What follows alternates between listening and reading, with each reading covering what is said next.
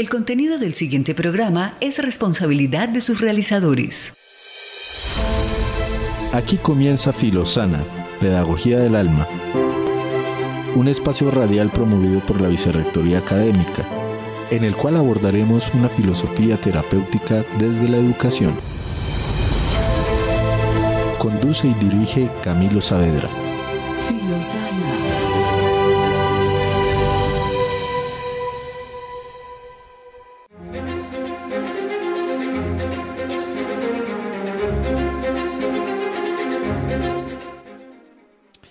Hola, bienvenidos a este espacio, a la comunidad académica y en general a toda la comunidad. Mi nombre es Camilo Saavedra. Estoy a cargo, hoy podríamos decir que soy el director de este programa que se llama Filosana, un programa, digamos, no solo de radio, sino también que viene de parte de la Vicerrectoría Académica de la Universidad Pedagógica Nacional, que busca, por un lado, interpretar y tratar de entender cómo los síntomas, nuestros sufrimientos, nuestras patologías o psicopatologías hacen referencia también a un problema educativo, también a un problema cultural y a un problema, digamos, muy amplio, ¿no? Si bien está inspirado, digamos, en la visión de grandes psicoterapeutas del siglo XIX y XX, tiene también, digamos, una visión clásica.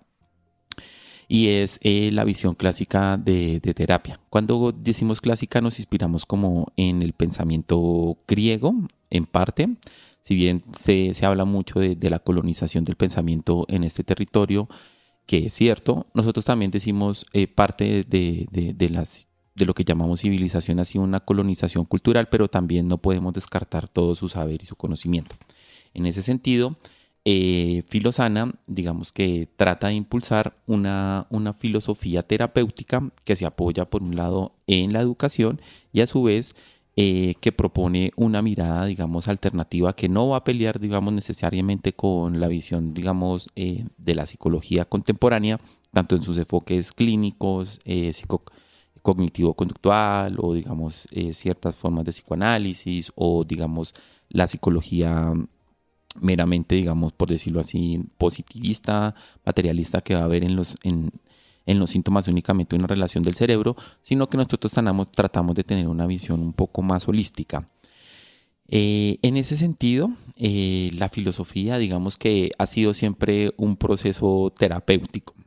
En la antigüedad, por lo menos, cuando uno tiene la oportunidad de leer a Platón, inclusive cuando uno tiene la oportunidad de leer los debates que se dan, digamos, en torno a la filosofía en el siglo V, uno puede darse cuenta cómo los sufrimientos de hoy en día, en cierto sentido, también ellos los tenían, ¿no? Por ejemplo, uno escucha en consulta cómo personas van por temas de pareja, por sufrimientos amorosos, pero también uno puede encontrar también en Platón cierto, digamos, proceso por un linaje, de cómo el linaje, digamos, afecta a la familia, cómo afecta al individuo.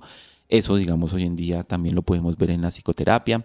También vemos cómo, en cierto sentido, los diálogos platónicos también muestran cómo la política y la cultura tienen que ver con las enfermedades de su momento, ¿no? Platón en su momento consideraba que la democracia era una especie de cierta enfermedad que lo que hacía era que los poderosos, lo que más o menos ocurre hoy en día, por medio, digamos, de la manipulación, podían controlar, digamos, en ese momento la población que podía ser parte de la democracia y manipularla. Asimismo, digamos, como pasa con la política y con la democracia, creemos que hoy en día pasa con la educación. ¿En qué sentido? La educación, digamos, hoy en día podemos ver cómo solo hay un enfoque o varios enfoques pedagógicos, pero vemos cómo hoy en día hay una, por decirlo así, incidencia más fuerte de los medios tecnológicos en la educación, que eso no va a parar. Cada vez, digamos, la tecnología influye más, cada vez trayendo cosas positivas, pero también, digamos, trayendo cosas que traen para revisar, por ejemplo, los ordenadores, todo eso, y vivimos todo el tiempo como en función de una educación tecnológica.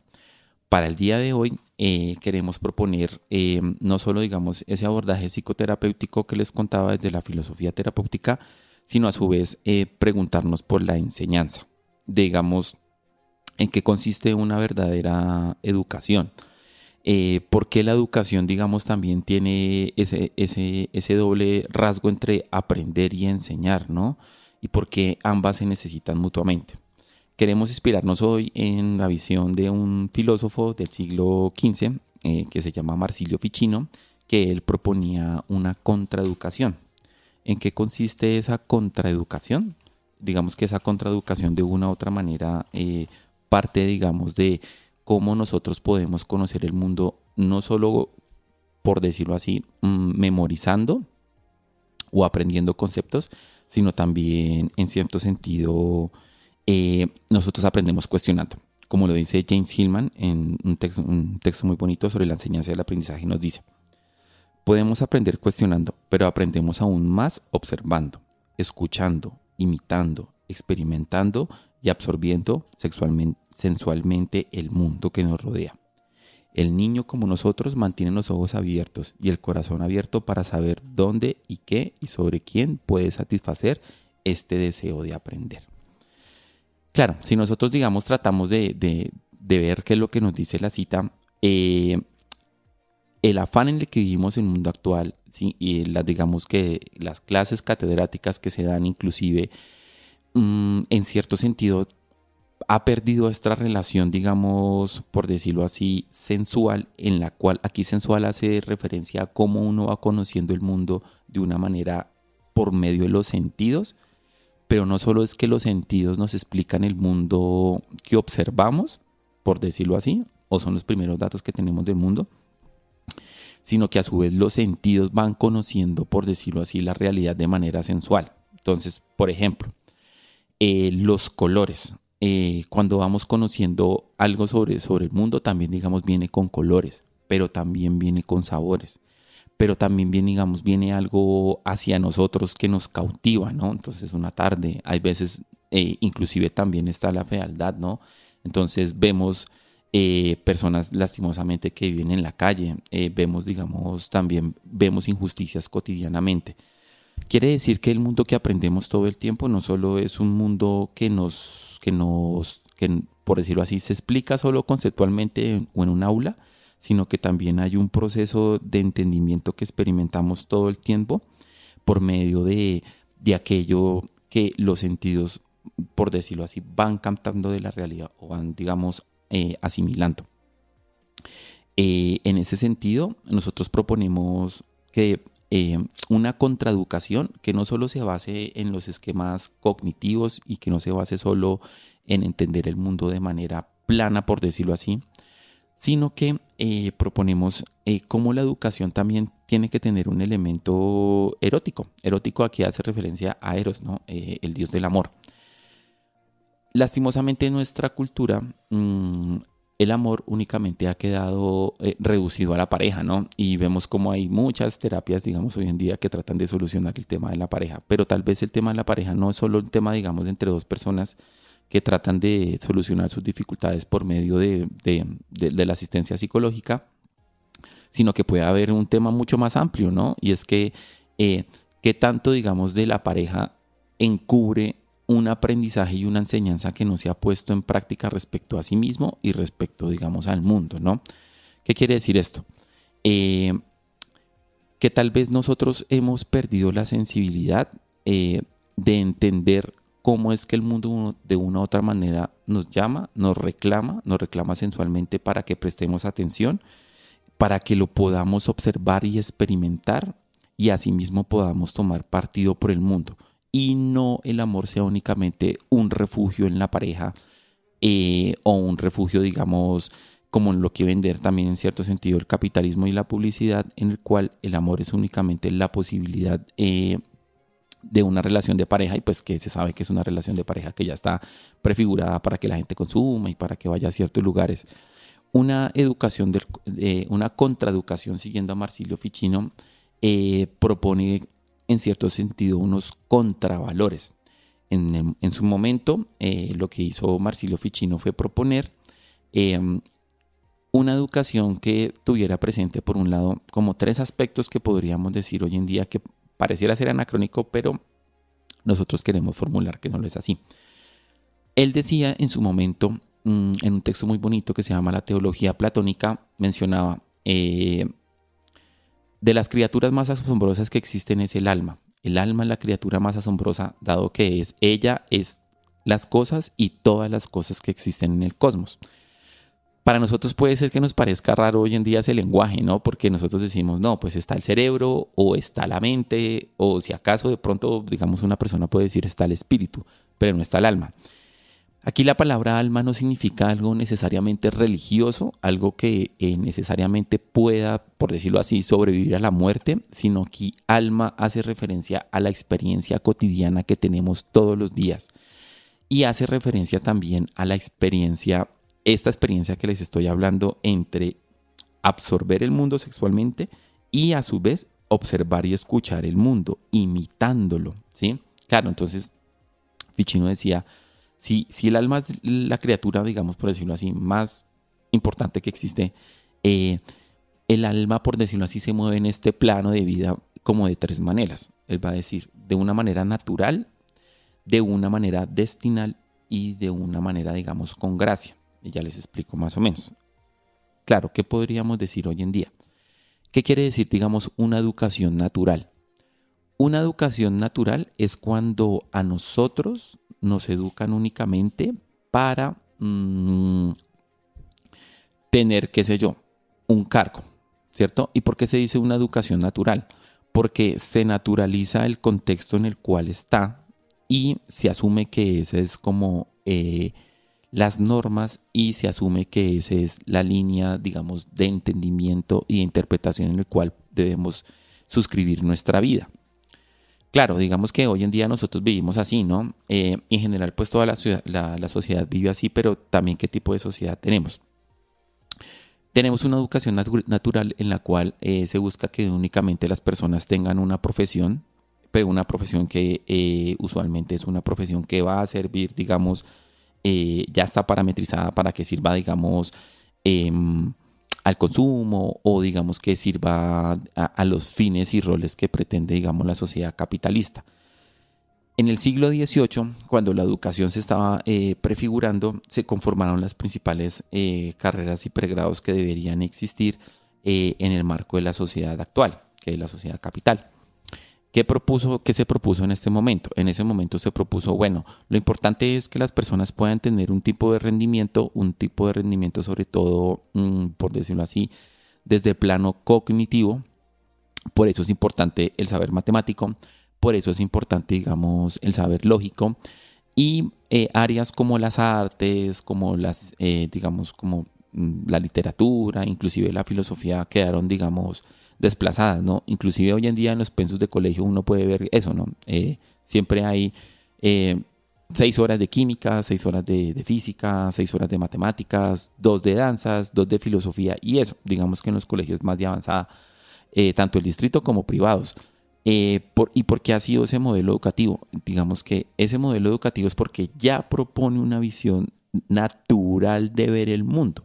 Esa visión natural de ver el mundo es una visión natural en la cual lo que estudiamos, por decirlo así, la persona que estudia química, la persona que estudia física, pues va a entender el mundo, pues química, digamos, a partir de reacciones químicas, pero eso también tiene una configuración matemática, un balance matemático, y el que estudia física, pues digamos que interpreta la realidad de manera física y mecánica, y eso hace parte también de una educación natural en la cual hemos estado sometidos. Claro, y esa educación, ¿qué tipo, digamos, de personas ha generado? Personas, digamos, por decirlo así, de un corazón mecánico, de un corazón que calcula y de pregrados que en cierto sentido vemos que solo ven y calculan su vida de una manera determinada. En un segundo momento de este programa explicaremos más o menos un poco más de esta contraeducación y cómo podemos hoy en día tratar de abordarla.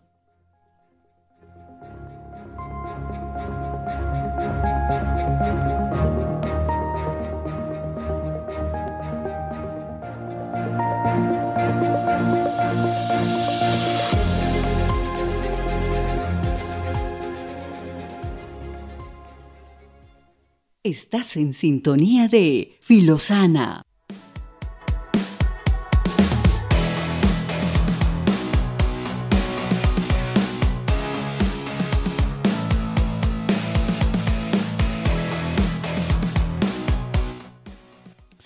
Bueno, regresamos en este espacio, Filosana. Como les dije, es un espacio impulsado por la Vicerrectoría Académica que busca a que abordemos nuestras emociones, lo que nos pasa cotidianamente, temas como la educación, el amor, como temas como, qué sé yo, la muerte, los duelos, el cuidado de sí desde una perspectiva filosófica. Y él les contaba que la filosofía en sus orígenes, por lo menos la palabra terapia, significa literalmente cuidado del alma. Y estábamos hablando de ese cuidado del alma desde una perspectiva en la cual evaluábamos la educación, como la educación hoy en día tiene algunos principios, pero son principios que, digamos, no tenían que ver con sus orígenes, por lo menos en cierta educación que nos ha llegado, que es la occidental, con un origen erótico. Hablábamos, digamos, de absorber el mundo sensualmente, el mundo que nos rodea. Claro, entonces, sensualmente hace referencia también a la sexualidad, ¿no? Y el asunto es que también por los tiempos que vivimos, digamos que la biología y todo esto ha limitado la sexualidad en cierto sentido a un campo de reproducción o a un campo genético o, pues digamos, en el mejor de los casos, a la posibilidad de que dos o varias personas se puedan querer de manera múltiple. Sin embargo, no solo así es la sensualidad y sexualidad. El mundo también nos convoca sensualmente y a su vez la pedagogía nos convoca a que la podamos habitar sensualmente. Claro, como les venía contando, Marsilio Ficino en su momento propuso una contraeducación que iba en contra de la educación en ese momento escolástica y proponía como una educación que es, por decirlo así, se limita a una visión natural de la vida, corresponde a la visión natural que se tiene en ese momento de la historia. Bueno, él tenía su contexto. Pero hago un paréntesis y les explico un poquito de Marsilio Ficino y por qué su importancia y tal vez porque es muy poco conocido, ¿no? Marsilio Ficino fue un médico, fue un poeta, fue músico, para ese momento de la historia de la astrología era como muy reconocida, fue filósofo, fue traductor, componía obras teatrales, componía cantos, fue digamos que un personaje, creo yo que muy relevante, del cual se estudia muy poco. Y es muy interesante porque el Renacimiento italiano se conoce y que va a ser, digamos, en Occidente muy importante porque una familia que se llamaba los Medici eran grandes comerciantes. En ese momento, digamos, Occidente, lo que es Europa, tratemos de imaginar el mapa, digamos, de Europa y de África y de Asia. Para ese momento de la historia había un comercio, pero un comercio muy limitado entre África y Turquía. Sin embargo, la familia Medici lo que hizo fue empezar a tener como un intercambio más profundo, no solo económico, sino también cultural, con lo que en ese momento era Constantinopla, hoy en día Estambul, y habían quedado ahí unos libros de, por decirlo así, un saber para ese momento oculto, que eran unos libros, digamos, de Platón que no se conocían, unos libros de unos filósofos muy raros que se llaman los neoplatónicos que no se conocían y un código que se llamaba el código hermético y a su vez otros libros que se llaman los libros gnósticos. Ficino lo que hizo fue empezar a traducir esos textos y propuso a partir de la lectura de esos textos una mirada diferente y una mirada diferente en torno a la educación que proponía digamos, con esto. ¿Y por qué proponía una educación también, digamos, basada en Eros o en el amor? Hay un texto muy famoso de Platón que se llama El Banquete. El Banquete es un diálogo en el cual, digamos, se pone de manifiesto el papel del amor en la vida de los humanos. En algún momento lo trataremos a profundidad. Lo que haremos hoy es solo mencionar cómo Marsilio Ficino encontró en el amor no solo algo restringido a una persona, ni restringido a una familia, ni restringido a una comunidad, sino que lo amplió. Para Marsilio Ficino, el amor es una cualidad, si ustedes quieren, del cosmos. Aquí la palabra cosmos significa orden. Podemos ver el mundo como vemos ordenadamente, con sus colores, el sol de una u otra manera, digamos que se presenta como se nos presenta a nosotros en el planeta, porque hay cierto cosmos, cierto orden. Tal vez ellos por otros medios sabían cómo el planeta está ubicado de una manera tan precisa que permite la vida. Y la luna está ubicada de una manera tan precisa que permite, digamos, el movimiento del agua y los ciclos naturales que permiten a su vez la renovación de la vida. Ellos tenían una educación que no necesariamente es como la de nosotros, como la que tenemos nosotros hoy, técnica, que solo entiende cognitivamente el mundo, sino que ellos entendían también el mundo desde una perspectiva erótica.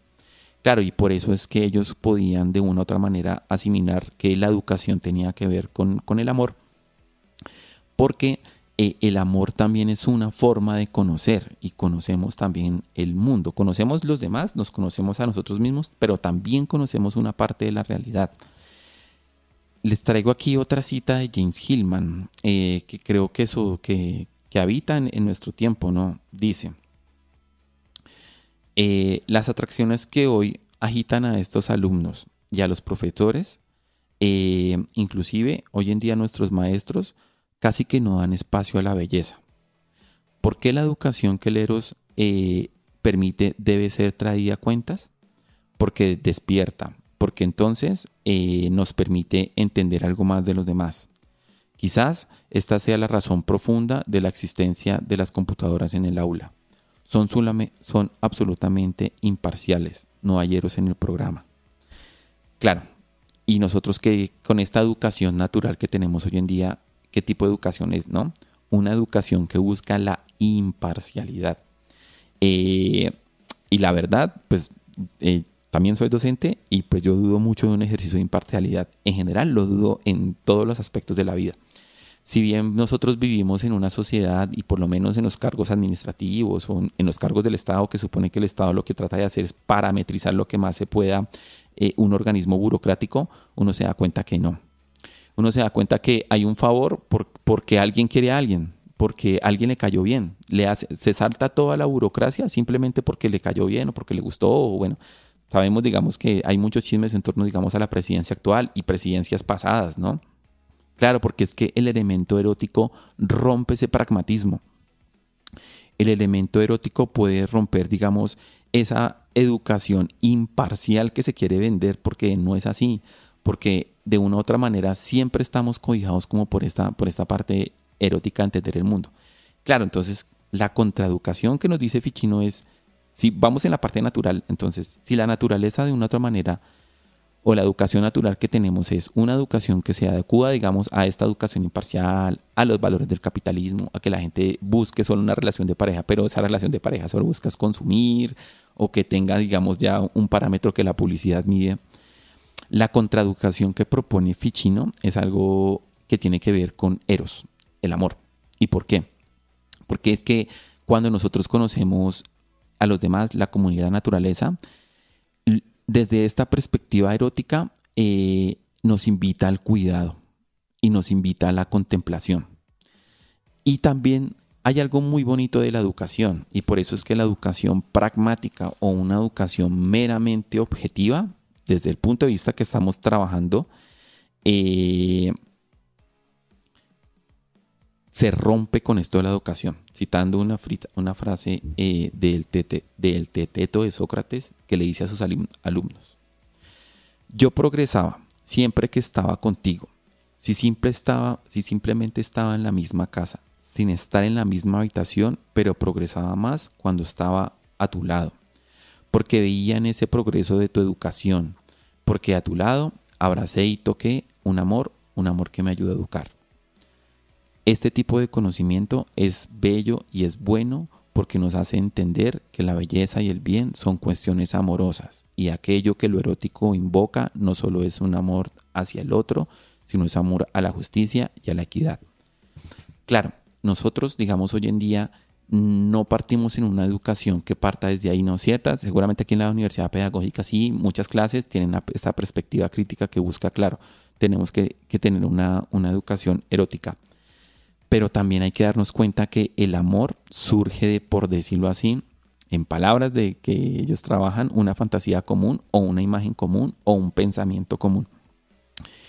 Muchos se han podido dar cuenta que cuando hay un tema en común, por ejemplo, si dos matemáticos, dos matemáticas, o por ejemplo podemos ver la furia que eso convoca, digamos, cuando se habla de feminismo o se habla, digamos, de muchos temas, cómo eso convoca una cierta furia, una cierta rabia. Aquí la palabra furia significa como estar convocado como por esos poderes eróticos.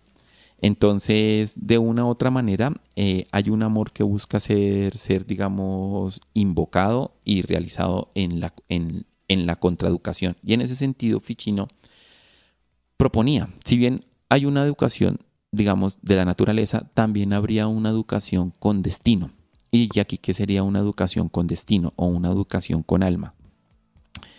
Cuando decimos que el amor y la educación tienen una fantasía en común, quiere decir que cuando uno conoce un tema y conoce más que se unen al tema, es como si algo a uno o a la comunidad lo estuviera guiando. Por ejemplo, entonces, si un grupo, digamos, de mujeres que estudian feminismo, digamos, que se dan cuenta, digamos, de los patrones que en la sociedad machista se han venido repitiendo y se dan cuenta que eso ha sido un sistema de dominación cultural que abarca diferentes esferas del poder, desde el cuerpo, lo político, lo social, ¿sí? hasta determina la visión de la vida. Y si todas ellas están estudiando porque de una u otra manera tienen una fantasía común, una idea común que las va uniendo y las va, digamos, revolucionando. Y en ese sentido, revolucionando aquí en el doble sentido de la palabra, no de que producen una revolución en la cultura, pero que a su vez produce una revolución en ellas. Y claro, esto es enseñar y aprender. Y esto es más o menos una educación con destino. ¿Por qué una educación con destino? Porque estamos orientados por algo más grande que nosotros. Porque de una u otra manera, esta educación con destino lo que hace es cambiar el entorno. Y en cierto sentido, esta educación con destino tiene elementos eróticos y furores heroicos. Un pensador que se llama Giordano Bruno va a tomar esto del amor también en la educación. Entonces, hoy les traíamos este primer programa. Los esperamos cada 15 días. Hoy hablamos de parte de una contraeducación, de una educación. Y como les dije, este programa es Filosana, impulsado por la Vicerrectoría Académica, que busca que tengamos una perspectiva filosófica amplia de lo que nos ocurre. Hoy, digamos, tratamos un tema que es aprender y enseñar desde Marcelo Ficino, la contraeducación. Y queremos agradecerles la edición de este programa, al control máster a Mario Enríquez, la producción sonora Yolanda Berrantes y Diana Torres, comunicación Laura Chávez, dirección Alejandro Sepúlveda y un servidor de ustedes, Camilo Saavedra. Nos vemos dentro de 15 días. Muchas gracias.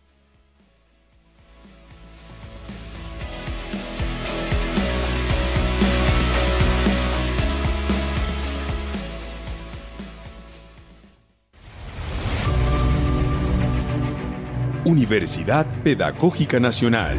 70 años siendo la educadora de educadores.